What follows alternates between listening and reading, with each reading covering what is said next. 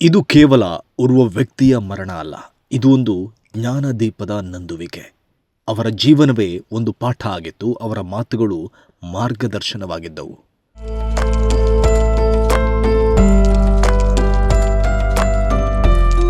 ತ್ವಾಖಾ ಅಹ್ಮದ್ ಮುಸ್ಲಿಯಾರ್ ಸಾವಿರಾರು ಜನರ ಹೃದಯದಲ್ಲಿ ಭರವಸೆ, ಮಾರ್ಗದರ್ಶನ ಮತ್ತು ಸಾಂತ್ವನದ ಬೆಳಕಾಗಿದ್ದವರು. ತಮ್ಮ ಜ್ಞಾನ, ಸರಳತೆ ಮತ್ತು ವಿನಯದಿಂದ ಅವರು ಲಕ್ಷಾಂತರ ಜನರ ಪ್ರೀತಿಗೆ ಪಾತ್ರರಾದವರು.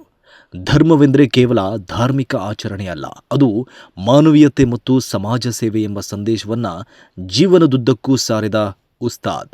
ಧಾರ್ಮಿಕ ಕ್ಷೇತ್ರದಲ್ಲಿ ಮಾತ್ರ ಅಲ್ಲ, ಸಾಮಾಜಿಕ, ಶೈಕ್ಷಣಿಕ ಮತ್ತು ಲೌಕಿಕ ಬದುಕಿನಲ್ಲಿಯೂ ಅಪಾರ ಸೇವೆ ಸಲ್ಲಿಸಿದ್ದಾರೆ.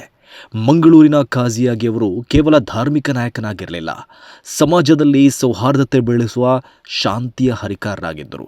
ಸಂದಿಗ್ಧ ಸಂದರ್ಭಗಳಲ್ಲಿ ಸಮಾಧಾನದ ಮಾತುಗಳನ್ನಾಡಿ, ಬಿಕ್ಕಟ್ಟಿನ ಸಂದರ್ಭಗಳಲ್ಲಿ ಜನರಿಗೆ ಧೈರ್ಯ ತುಂಬಿ, ಶಿಕ್ಷಣದ ಮೂಲಕ ಸಮುದಾಯದ ಪ್ರಗತಿಗೆ ಶ್ರಮಿಸಿದರು.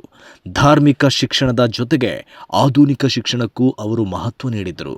ಸಮಾಜದ ದುರ್ಬಲ ವರ್ಗಗಳ ಏಳಿಗೆಗಾಗಿ ಅವರು ಅನೇಕ ಕಾರ್ಯಕ್ರಮಗಳಲ್ಲಿ ತೊಡಗಿಸಿಕೊಂಡರು. ಅವರ ಮನೆ, ಅವರ ಕಚೇರಿ, ಅವರ ಮಸೀದಿ ಇವೆಲ್ಲವೂ ಜನರಿಗೆ ಆಶ್ರಯದ ತಾಣವಾಗಿದ್ದವು. ಒಬ್ಬ ನಿಜವಾದ ಆಲಿಮ್ ಅಂದರೆ ಪುಸ್ತಕಗಳ ಜ್ಞಾನ ಮಾತ್ರವಲ್ಲ, ತನ್ನ ಬದುಕಿನಿಂದ ಸಮಾಜಕ್ಕೆ ದಾರಿ ತೋರಿಸುವ ವ್ಯಕ್ತಿ. ಆ ಅರ್ಥದಲ್ಲಿ ತ್ವಾಖಾ ಅಹ್ಮದ್ ಮುಸ್ಲಿಯಾರ್ ಉಸ್ತಾದ್ ಅವರು ನಿಜಕ್ಕೂ ಅಪರೂಪದ ವ್ಯಕ್ತಿತ್ವವಾಗಿದ್ದರು. ಅವರ ಸರಳ ಜೀವನ, ನಿಸ್ವಾರ್ಥ ಸೇವೆ ಮತ್ತು ಸಮಾಜದ ಮೇಲಿನ ಕಾಳಜಿ ಎಲ್ಲರಿಗೂ ಪ್ರೇರಣೆಯಾಗಿದೆ. ಮಂಗಳೂರಿನ ಖಾಜಿ, ಮುಸ್ಲಿಂ ಧಾರ್ಮಿಕ ವಿದ್ವಾಂಸ ತ್ವಾಖಾ ಅಹ್ಮದ್ ಮುಸ್ಲಿಯಾರ್ ಉಸ್ತಾದ್ ಅವರ ನಿಧನದ ಸುದ್ದಿ ದಕ್ಷಿಣ ಕನ್ನಡ ಮಾತ್ರ ಅಲ್ಲ, ಇಡೀ ಕರಾವಳಿ ಪ್ರದೇಶದ ಜನರನ್ನು ದುಃಖದ ಸಾಗರದಲ್ಲಿ ಮುಳುಗಿಸಿದೆ.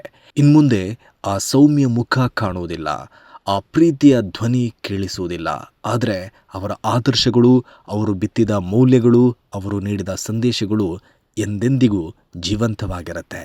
ಇಂದು ಅವರ ಅಗಲಿಕೆಯಿಂದ ತುಂಬಲಾರದ ಶೂನ್ಯ ಉಂಟಾಗಿದೆ. ಆದರೆ ಮರಣವು ದೇಹವನ್ನು ಮಾತ್ರ ಕಸಿದುಕೊಳ್ಳುತ್ತೆ. ಒಬ್ಬ ಮಹಾನ್ ವ್ಯಕ್ತಿಯ ಚಿಂತನೆ, ಸೇವೆ ಮತ್ತು ನೆನಪುಗಳನ್ನು ಎಂದಿಗೂ ಅಳಿಸಲಾರದು.